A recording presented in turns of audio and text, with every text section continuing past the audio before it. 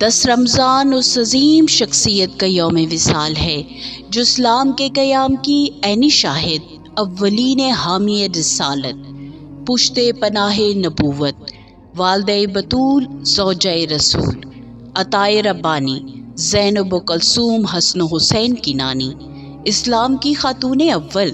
گویا ہوا کی ثانی، جنت مقانی، تبلیغ کی وجہ روانی، ہم سفر فخر موجودات،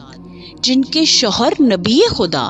رفیق حیات مصطفیٰ، جن کی بیٹی ام ابیہا، داماد شیر خدا،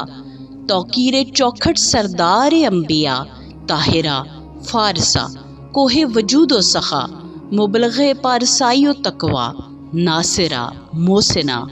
خاتون حجاز، عقیل قریش، محسن اسلام اور ملکۃ العرب خدیجۃ الکبریٰ۔